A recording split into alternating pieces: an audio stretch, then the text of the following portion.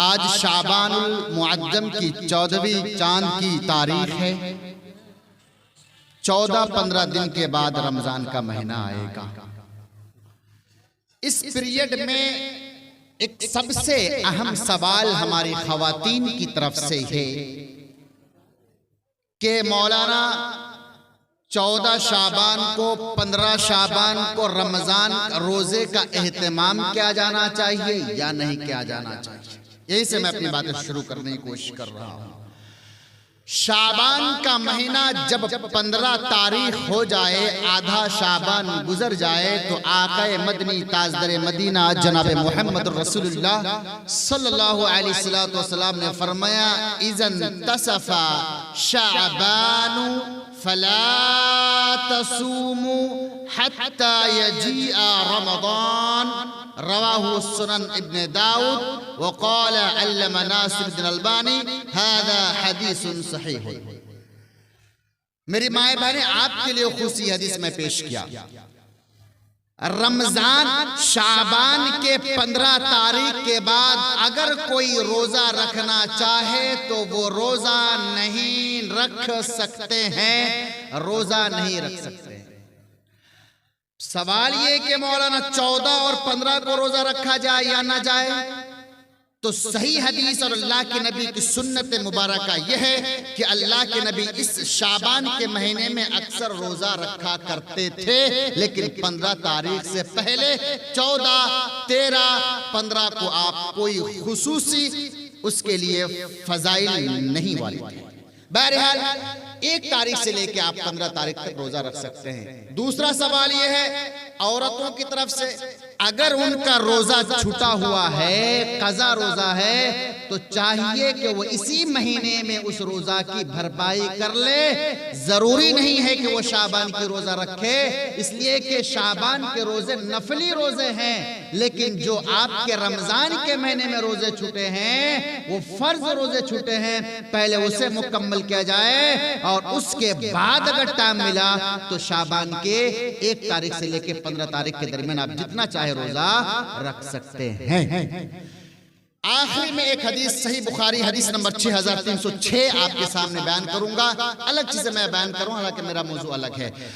اللہ کے نبی جناب محمد رسول اللہ صلی اللہ علیہ وسلم نے فرمایا کہ اگر کوئی صبح میں سید الاستغفار پڑھ لیتا ہے اور دن بھر میں اگر اس کا انتقال ہو جاتا ہے، دخل الجنہ، وہ جنت میں داخل ہو گیا، اور اگر رات میں اگر کوئی سید الاستغفار پڑھ لیتا ہے اور پوری رات کے اندر کسی وقت اس کا انتقال ہو جاتا ہے، دخل الجنہ، وہ جنت میں داخل ہو جائے گا۔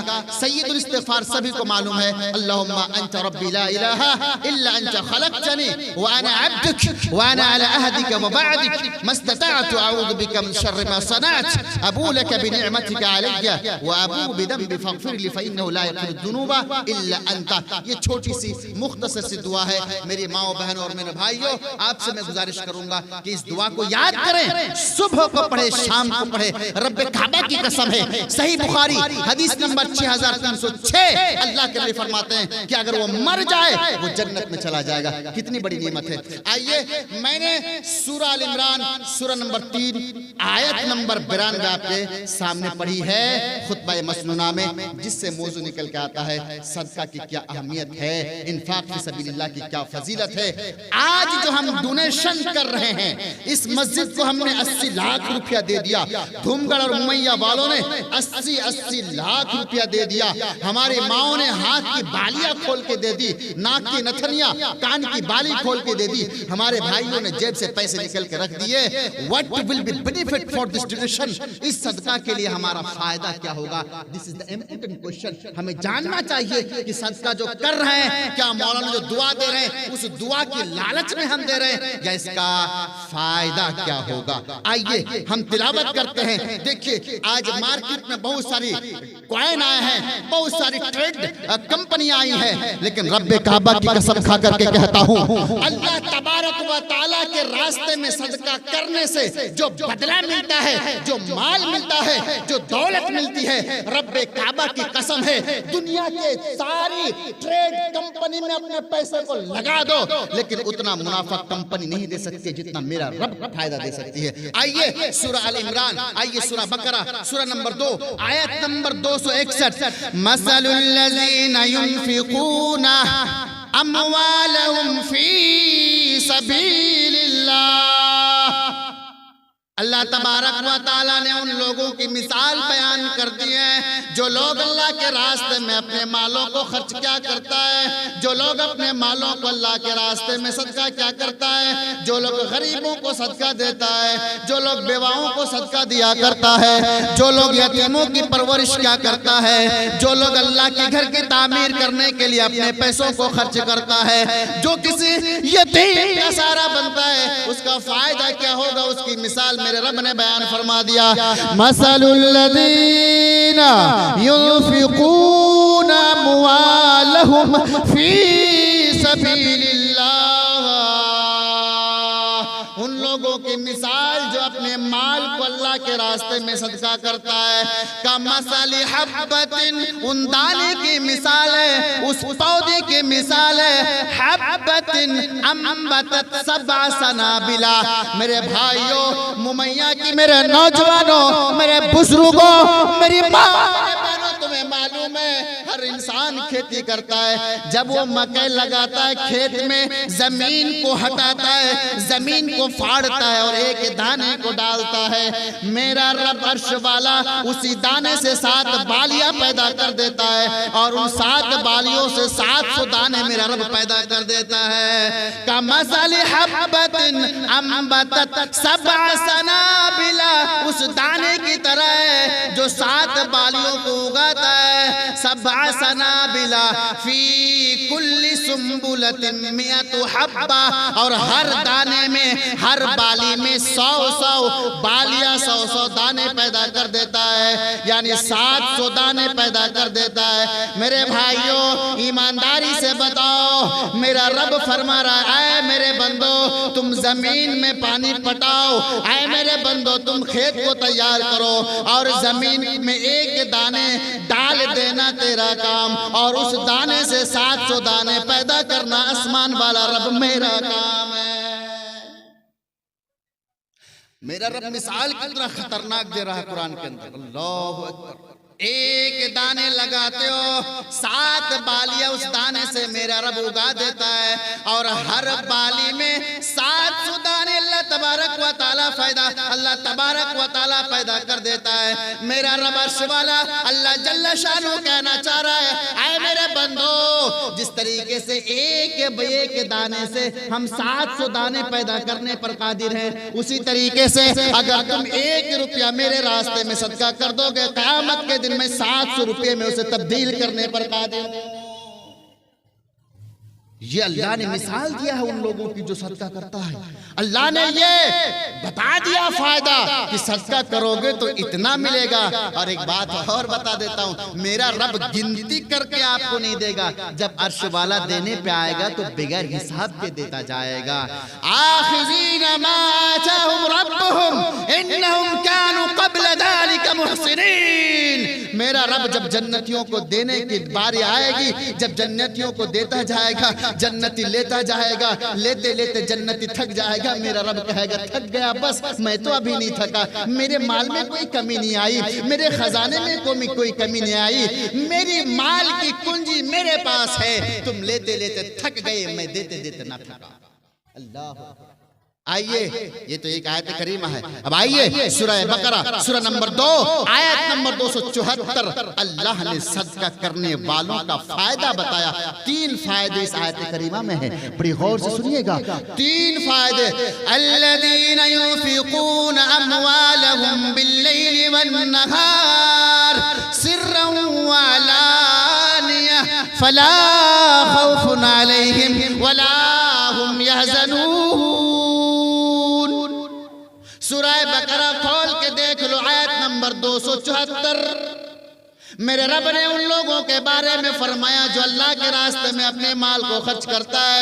میرے رب نے فرمایا الذین ينفقون اموالهم، اے لوگوں، اے ابن آدم، اے میرے بندو جو اللہ کے راستے میں اپنے مال کو صدقہ کرتے ہو، سرًا باللیل والنہار، راتوں میں بھی اپنے مال کو خرچ کرتا ہے، دن میں بھی اپنے مال کو خرچ کرتا ہے، سرًا وعلانیۃً، لوگوں کی نظروں سے اوجھل ہو کر کے، چھپ چھپ کر کے بھی اپنے مال کو خرچ کرتا ہے، لوگوں کو دکھا کر کے بھی خرچ کرتا ہے. میرا رب فرماتا ہے اگر تم رات کے اندھیرے میں بھی خرچ کرو گے، اگر تم دن کے اجالے میں بھی خرچ کرو گے، لوگوں کی نظروں سے اوجھل ہو کر خرچ کرو گے، لوگوں کو دکھا کر کے خرچ کرو گے، میرا رب فرماتا ہے فَلَهُمْ أَجْرُهُمْ عِنْدَ رَبِّهِمْ، اے میرے بندو مال خرچ کرنا تیرا کام، بدلہ دینا میرا کام.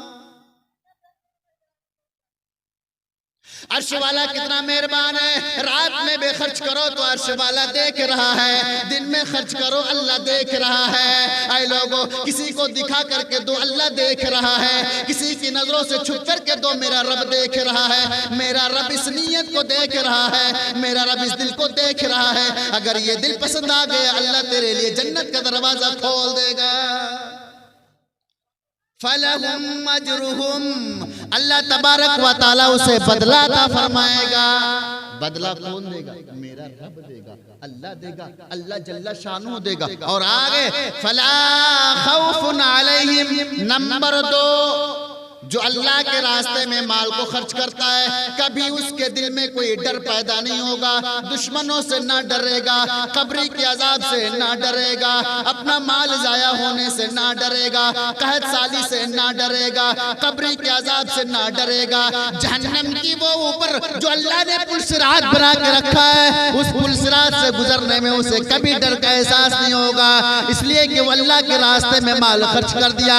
فلا خوف علیہم ولا ہم یحزنون، میرے رب فرما رہا ہے کہ کوئی اس سے ڈر نہیں. اور تیسرا فائدہ یہ، تیسرا فائدہ بڑا گجب کا فائدہ، صدقہ کرنے والے کبھی سنا ہی نہیں ہوگا. تیسرا فائدہ سنیے. پہلا فائدہ یہ ہے کہ جو صدقہ کرتا ہے اللہ تبارک و تعالیٰ اسے اپنے ہاتھوں سے انعام دے گا، پرائز دے گا اللہ تبارک و تعالیٰ اپنے ہاتھوں سے. اور دوسرا فائدہ کہ کبھی اس کے دل میں کوئی سی چیز کی ڈر پیدا نہیں، کوئی خوف نہیں، کوئی دہشت نہیں. اور تیسرا فائدہ جو اللہ کے راستے میں مال خرچہ ہے کبھی وہ ڈپریشن کا شکار نہیں ہوگا. ڈپریشن وَلَا هُمْ يَحْزَنُونَ، يَحْزَنُونَ کا مطلب غم. کھیت چلا گیا کسان، دیکھا مکئی نہیں، غم میں مر گیا. کھیت چلا گیا، دیکھا مکئی میں سارے کیڑے لگ گئے، گھر آ گیا پھانسی لٹکا کے مر گیا، ڈپریشن کا شکار. میرا رب فرماتا ہے کہ تم میرے راستے میں خرچ کرو گے تو تمہیں ڈپریشن کا شکار ہونے نہیں دوں گا. فلا خوف علیہم ولا ہم یحزنون، کبھی ڈر نہیں پیدا ہوگا. اچھا چلیے ایک بڑی پیاری حدیث متفق علیہ صحیح بخاری اور صحیح مسلم کی ایک روایت آپ کے سامنے پیش کرتا ہوں. صدقہ کی بڑی فضیلت ہے. جو صدقہ نہیں دیتا ہے اس کا کیا انجام ہوگا، جو دیتا ہے اس کا کیا انجام ہوگا. بڑی پیاری حدیث، صحیح حدیث، صحیح بخاری، صحیح مسلم. موٹر سائیکل اسٹینڈ والے 500 روپیہ دیا، اللہ اس کا صدقہ قبول فرمائے. وعن ابی ہریرہ رضی اللہ تعالی عنہ قال قال رسول اللہ صلی اللہ علیہ وسلم ما من یوم يصبح العباد إلا فيه ملكان ينزلان فيقول أحدهما اللهم أعط منفقا خلفا ويقول الآخر اللهم أعط ممسكا تلفا. رواه البخاری و مسلم. حضرت ابو ہریرہ رضی اللہ تعالیٰ عنہ بیان فرماتے ہیں اللہ کے نبی جناب محمد رسول اللہ صلی اللہ علیہ وسلم نے فرمایا ہے کہ ہر روز 2 فرشتے اس دنیا میں نازل ہوتے ہیں. ملکان ینزلان، 2 فرشتے ہر صبح کو اس آسمانی دنیا میں آتا ہے. فیقول احدہما، ان دونوں میں سے ایک کہتا ہے اللہم آت منفقا خلفا، اے اللہ آج جو تیرے راستے میں صدقہ کرے گا، اے رب کریم کریم اے اللہ جل شانہ آج جو تیرے راستے میں خرچ کرے گا اے اللہ تو اس کی مال میں اضافہ فرما دینا، اے اللہ تو اس کی گھر میں برکتیں نازل فرما دینا، اے اللہ اس کے گھر سے تمام پریشانیوں کو دور فرما دینا، اے اللہ اس کی بزنس میں اور اس کی کاروبار میں اس کی تجارت میں برکت عطا فرما دینا۔ وہ میرے بھائیو دعا کون کر رہا ہے؟ دعا فرشتے کر رہے ہیں۔ اللہم آتی خل منفقن خلافن، اے اللہ جو تیرے راستے میں خرچ کرے گا اس کی مال میں بڑھوتری عطا فرما، اس کی تجارت میں برکت عطا فرما، اس کی بزنس میں فائدہ عطا فرما۔ وَيَقُولُ الْآخَرُ، اور دوسرا فرشتہ کہتا ہے اللہم آتی ممسکن تلفن، اے رب کریم جو تیرے راستے میں آج خرچ نہیں کرے گا اس کی مال کو تو برباد کر دے، اس کی تجارت میں تو نقصان کرا دے، اس کی اولاد کو تو ڈسٹروائے کر دے، اس کی ساری چیزوں کو تو برباد کر دے۔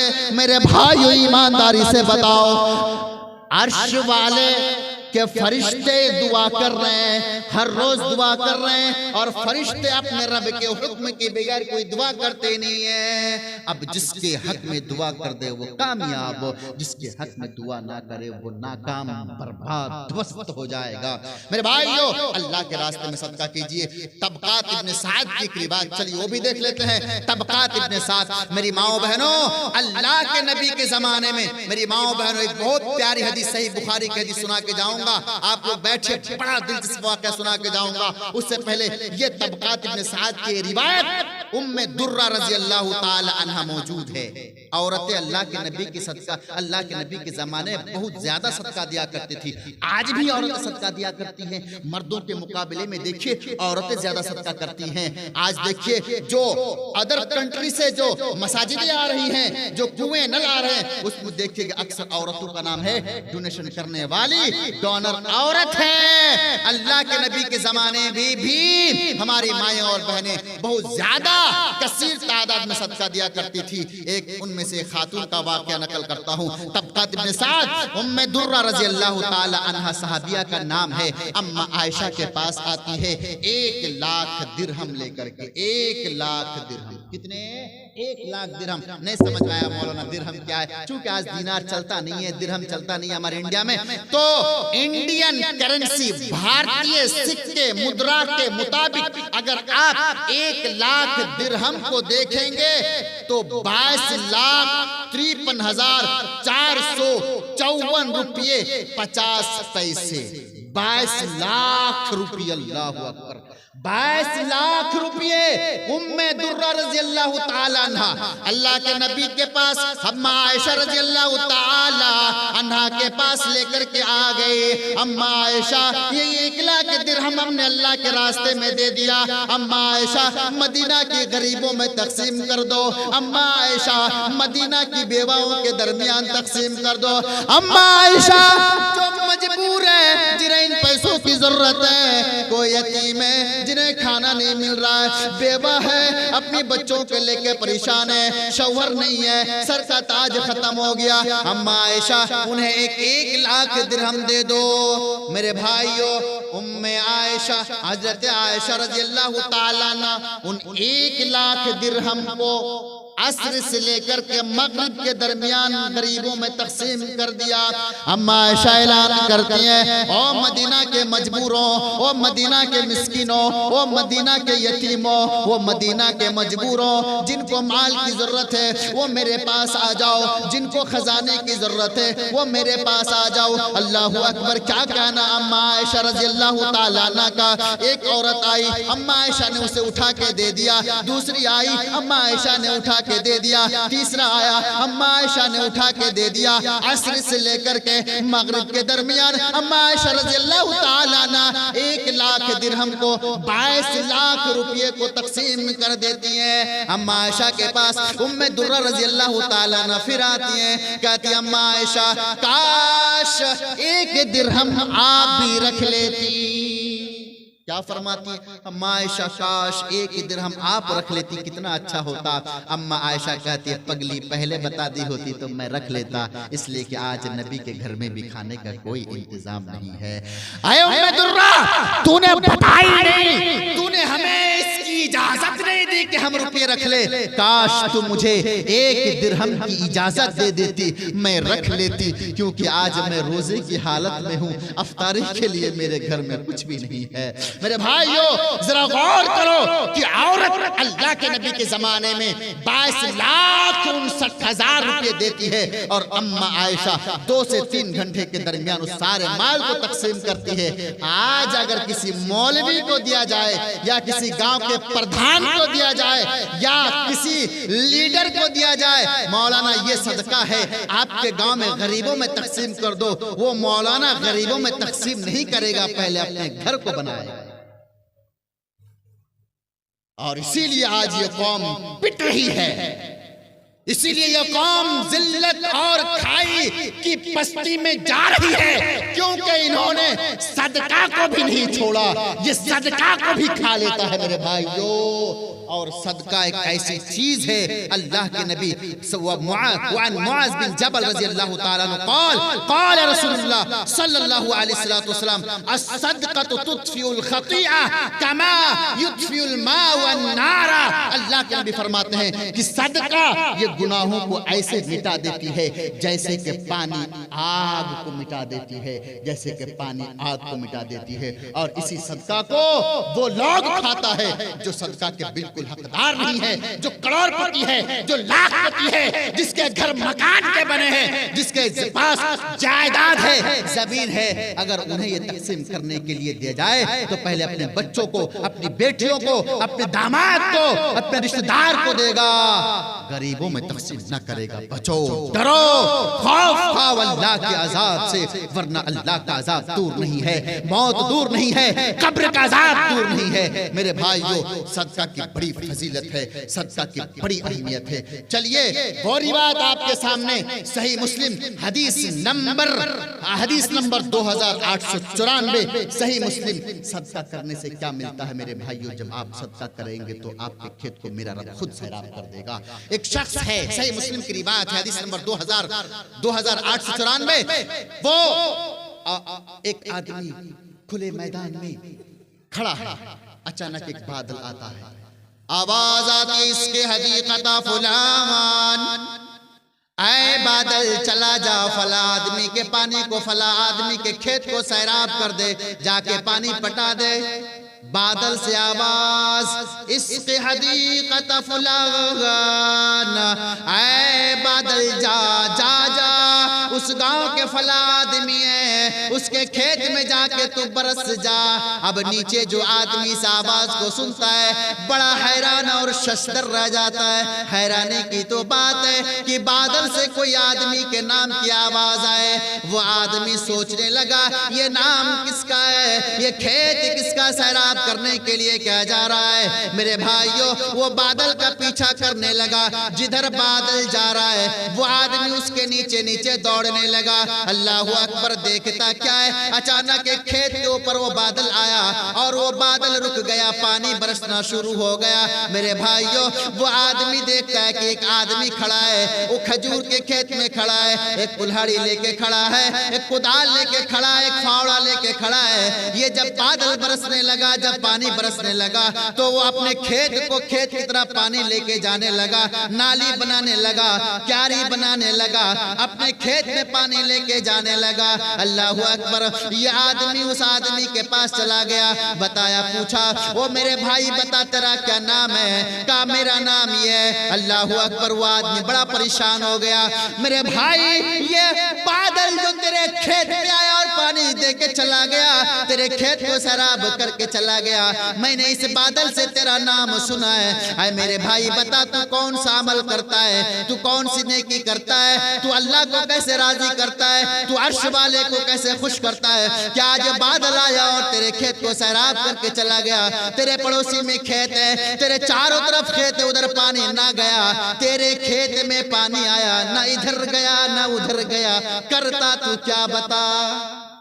وہ کہنے لگا اچھا بھائی جب تجھے پتا چل ہی گیا تو میں بتا دیتا ہوں. ہاں سنو، میرے خجور کے باغ میں جو خجور ہوتے ہیں، جو پھل ہوتے ہیں، اسے میں 3 حصہ میں ڈیوائیڈ کرتا ہوں. میں اسے 3 حصہ میں تقسیم کرتا ہوں. ایک حصہ اپنی اولاد کی پرورش کے لیے رکھتا ہوں، اپنے بیوی بال بچوں کے لیے رکھتا ہوں. ایک حصہ پھر اگلے سال کھیت کو بنانے کے لیے رکھ لیتا ہوں. 2 حصہ ختم. ایک حصہ میں اللہ کے راستے میں صدقہ کر دیتا ہوں، غریبوں کو دے دیتا ہوں، بیواؤں کو دے دیتا ہوں، یتیموں کو دے دیتا ہوں. جس کے بچے بھوک سے تڑپ رہے ہوتے ہیں، جس کے گھر میں ٹھنڈ کی رات میں اوڑھنے کے لیے کمبل نہیں ہوا کرتا ہے، میں کمبل دے دیتا ہوں، میں ان کو بسترے دے دیتا ہوں. میرے بھائیوں، تیسرا حصہ میں اللہ کے راستے میں دیتا ہوں. اور میرا یہ ہر سال کا رویہ ہے، میں ہر سال ایسا کرتا ہوں، اور ہر سال یہ بادل آتا ہے، میرے کھیت کو سیراب کر کے چلا جاتا ہے. میرے بھائیوں، جب اللہ کو خوش کرنے کے لیے صدقہ دو گے تو اللہ بھی تجھے خوش ہو کر کے تیری مدد کرے گا، تیرے کاروبار میں برکت دے دے گا، تیری تجارت میں برکت عطا فرما دے گا.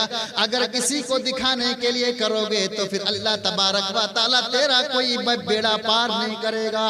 اللہ تبارک و تعالیٰ سورہ آل عمران سورہ نمبر 3 آیت نمبر 92 میں فرماتا ہے لَن تَنَالُوا الْبِرَّ حَتَّى تُنْفِقُوا مِمَّا تُحِبُّونَ. اے میرے بندو، تم نیکی کو نہیں پہنچ سکتے. لَن تَنَالُوا الْبِرَّ، ہرگز تم نیکی کو نہیں پہنچ سکتے ہو جب تک تم ان چیزوں کا اللہ کے راستے میں نہ خرچ کر دو جو تیرے دل کے قریب ہے، جو تجھے سب سے زیادہ پسند ہے. جو تمہیں سب سے زیادہ پسند ہے، اگر اسے اللہ کے راستے میں خرچ کرو گے تو اللہ تجھے بدلہ عطا فرمائے گا. آج ہوتا کیا ہے، زکوٰۃ نکلنے کی باری آئی، سب سے خراب جو مال ہوتا ہے مولوی صاحب، یہ ہم نے زکوٰۃ کے مال نکال کے رکھ دیے، لے کے چلے جاؤ. وہ خراب جس میں مٹی ملے ہوتے ہیں، جس میں دھول ملے ہوتے ہیں. اچھا صدقہ دینے کی باری آتی ہے، اگر کوئی فقیر آ گیا، مسجد میں جمعہ نماز پڑھنے جاتے ہیں، وہاں چندے دیے جاتے ہیں.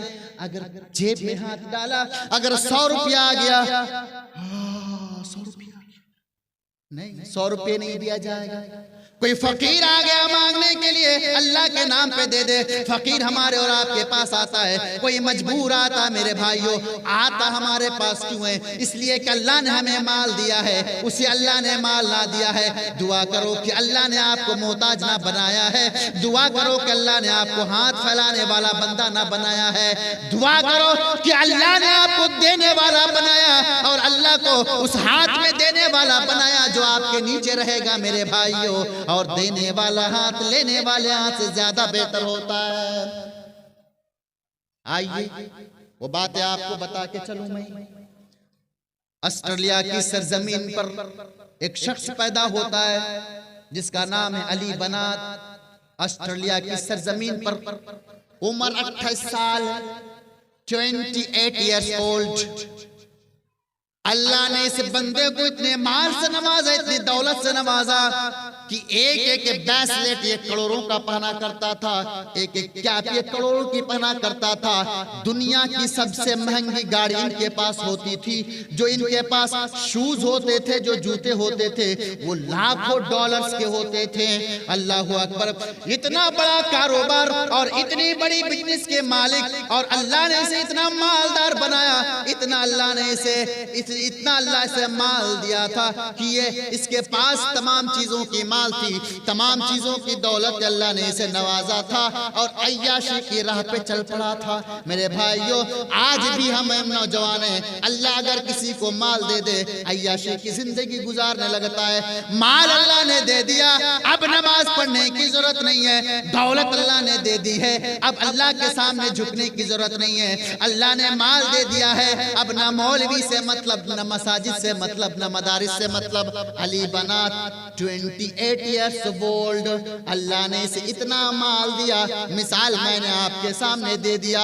جب 28 سال کی عمر ہوتی ہے اچانک ان کو بیمار پڑتی ہیں, سر چکراتا ہے, ہاسپٹل میں ایڈمٹ کرایا جاتا ہے, ڈاکٹر کے پاس لے کے جاتا ہے.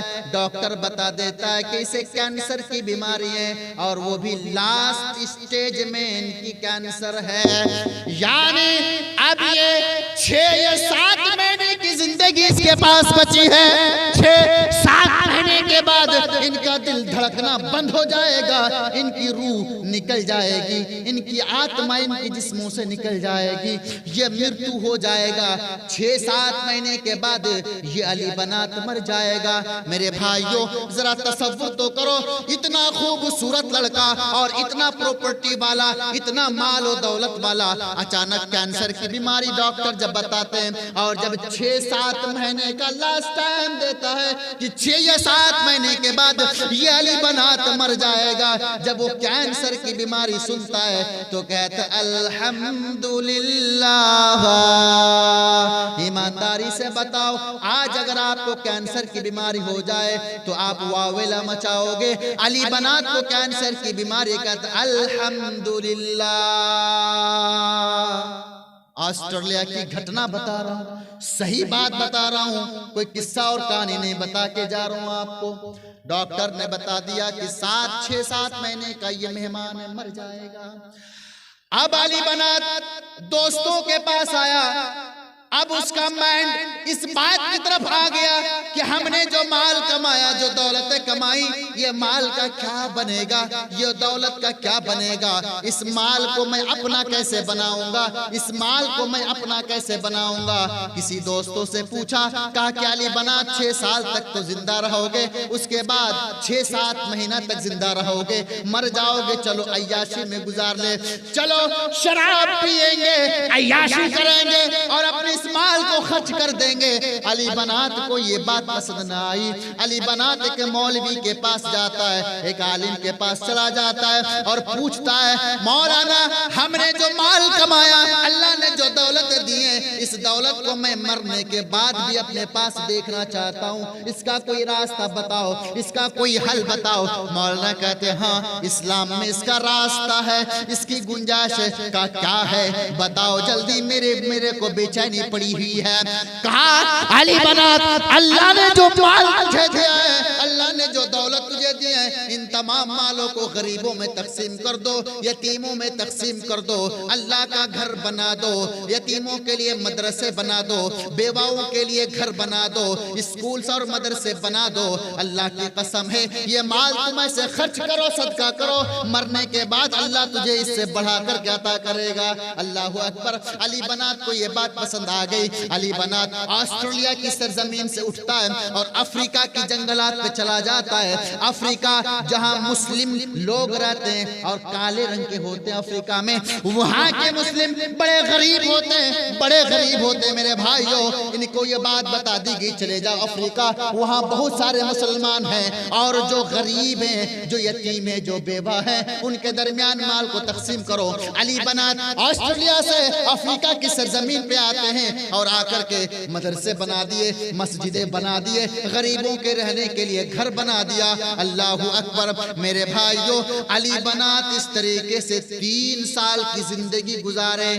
ڈاکٹر نے بتایا 6 یا 7 مہینہ تم زندہ رہو گے. علی بنات جب ان مالوں کو اللہ کے راستے میں خرچ کرنا شروع کر دیا, علی بنات 3 سال تک زندہ رہے. ایمانداری سے بتاؤ اگر یہاں پر کوئی ڈاکٹر ہے تو انہیں پتا ہوگا, اگر کسی انسان کو کینسر جیسی مہلک بیماری ہو جائے تو وہ آدمی دھیرے دھیرے بگڑ جاتا ہے, ان کے جسموں سے گوشت ختم ہو جاتا ہے, بستر پر ان کی ہڈیاں صرف پڑی رہتی ہیں, ہڈیوں کے علاوہ کچھ نہیں ہوتا ہے. اور وہ ہڈیاں جو ہمیشہ چیختے اور چلاتے رہے گا, وہ آدمی واویلا مچاتا رہے گا, چلاتا رہے گا, درد سے تڑپتا رہے گا. لیکن علی بنات کو اس طریقے سے کوئی پریشانی نہیں آئی ہے. میرے بھائیوں علی بنات نے ان کو بنا دیا. اللہ کے نبی جناب محمد رسول اللہ صلی اللہ علیہ وسلم نے فرمایا فرمایا داؤ مرضاکم بالصدقہ، اے میری امت کے لوگوں تم اپنے مریضوں کا علاج صدقہ کے ذریعے سے کرو،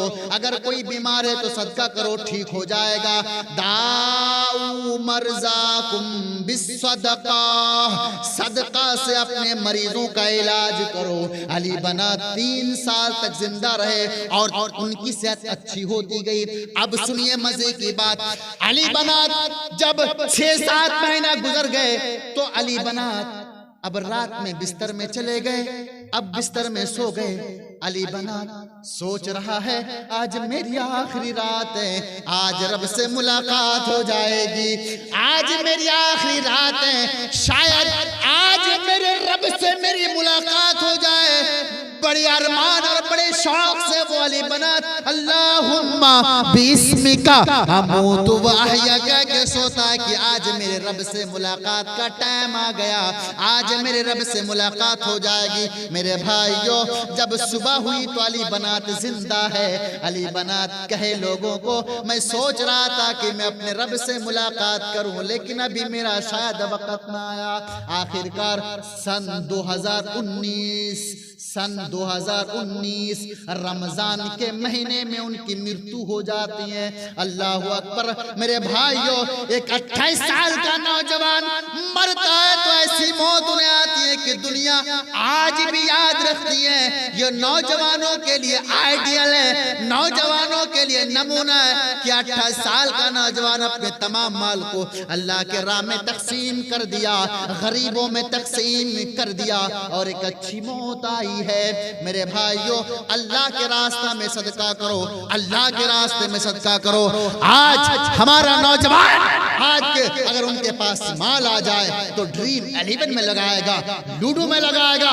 یہ حرام خور، یہ حرام کار مرتکب مسلمان کا ہر بچہ، مسلمان کا اکثر بچہ آج ڈریم 11 میں ملوث ہے۔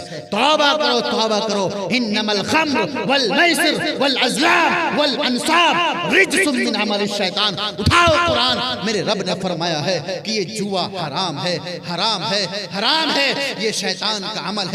خدا نہ خواستہ رب کعبہ کی قسم کھا کر کے کہتا ہوں کہ اگر اللہ نے آپ کو ڈریم 11 میں اگر فتح دے دیا، اگر آپ ونر ہو گئے، اس مال سے جو آپ کھاؤ گے وہ حرام کا کھاؤ گے، اپنے بچوں کو کھلاؤ گے تو حرام کا کھلاؤ گے، گویا کہ آپ بھی حرام کا کھا رہے ہو، اپنے بچوں کو بھی حرام کا کھا رہے ہو۔ بڑے خوش ہو رہے ہو کہ ہمارا پیسہ لگ گیا، ہم بڑے امیر بن گئے۔ لعنت ہے تم پہ، اللہ کی لعنت، فرشتوں کی لعنت، قرآن کی لعنت، شریعت کی لعنت، اللہ کے مخلوق کی لعنت تجھے پڑے گی اور اس کا بدلہ تجھے اسی دنیا میں دیکھنا پڑے گا، اور اگر اس دنیا میں نہیں تو کم سے کم تجھے ملک الموت اور قبر اس کا مزہ تمہیں ضرور بتائے گی، جو قبر ہمیشہ کہتی ہے انا بیت التراب انا بیت الدور۔ یہ قرآن، یہ قبر کہتی ہے کہ میں کیڑے مکوڑے کا گھر ہوں، میں مٹی کا گھر ہوں۔ دنیا میں جب تک تیرے جسموں کے اندر جان ہے خوب مزے مارو، لیکن جب میرے پاس آؤ گے تو تیری ہڈی پسلی ایک کر کے میں رکھ دوں گی۔ میرے بھائیو یہ قبر ہم سے دور نہیں ہے، یہ آتما جب ہمارے اندر سے نکل جائے ہمیں لوگ اٹھا کے قبروں میں پھینک دیں گے، پھر حساب کتاب شروع۔ من ربک ما دینک من نبیک۔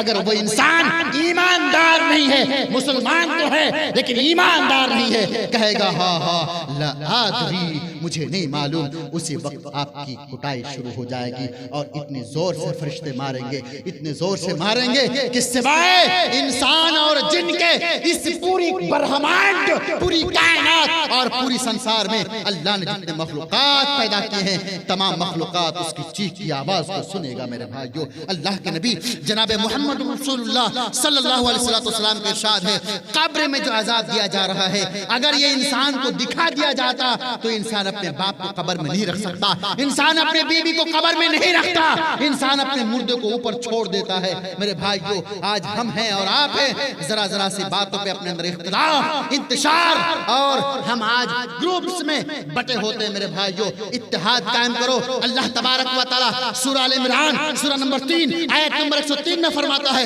وَاعْتَصِمُوا بِحَبْلِ اللَّهِ جَمِيعًا وَلَا تَفَرَّقُوا۔ اے میرے بندو ہم نے تجھے پیدا فرمایا ہے، سنو تم تم اللہ کی رسی کو مضبوطی کے ساتھ تھام لو، یعنی قرآن کو، شریعت کو تم مضبوطی سے تھام لو، اور تم فرقے میں مت بٹو، پھر تم الگ الگ مت ہو جاؤ، ورنہ تم اگر آج الگ ہو گئے تو کل غیر مسلم تم پہ چڑھ کے تم پہ حکومت کرے گی، تمہیں اپنے گھروں سے نکالنے پہ مجبور ہونا پڑے گا۔ میرے بھائیو، یہ انتشار، یہ اختلاف، یہ شریعت سے دوری کا نتیجہ ہے۔ متحد ہو تو بدل ڈالو نظام گلشن، ورنہ مرو کٹو، شور مچاتے کیوں ہو؟ ایک ہو جائے تو بن سکتے ہیں خورشید مبین، ورنہ ان بکھرے ہوئے تاروں سے کیا بات بنے؟ تم کروڑوں کی تعداد میں ہو، اگر تم بکھرے ہوئے ہو، تمہارے اندر انتشار ہے، تمہارے اندر پھوٹ ہے، تو دنیا تمہیں ایک ایک کر کے پکڑ کے کاٹے گی، تم چلاؤ گے، تمہارا کوئی مدد کرنے والا نہیں ہوگا۔ صدقہ کی بڑی فضیلت ہے میرے بھائیو، صدقہ کرو۔ ایک شخص ہے، اللہ کے نبی جناب محمد رسول اللہ، آئیے چونکہ وقت زیادہ ہو رہا ہے، ماں بہنوں کے لیے ایک حدیث صحیح بخاری کی ایک حدیث آپ کے سامنے پیش کرتا ہوں، اس کے بعد انشاءاللہ میں اپنی باتیں ختم کروں گا۔ صدقہ کرنا چاہیے میرے بھائیوں۔ صدقہ کیا ہوتا ہے؟ کسی کو دیکھ کے مسکرا دینا، اسے بھی صدقہ کہا جاتا ہے۔ کوئی اندھا ہے، راستہ اسے نہیں پتا ہے، اس آندھے کو راستہ بتا دینا بھی صدقہ ہے۔ کوئی آدمی ٹیوب ویل چلا رہا ہے، پانی نکال رہا ہے، پانی اس کو نکال کے دے دینا، یہ بھی صدقہ ہے۔ آج کل ہوتا کیا ہے، اگر کوئی ہماری طرف دیکھتا ہے تو منہ کو بھاری کر دے، اے میرا دشمن جا رہا ہے، اے میرا دشمن جا رہا ہے۔ اللہ کے نبی فرماتے ہیں جب کسی کو دیکھو تو مسکرا، تو یہ مسکرانا تمہارے لیے صدقہ ہے۔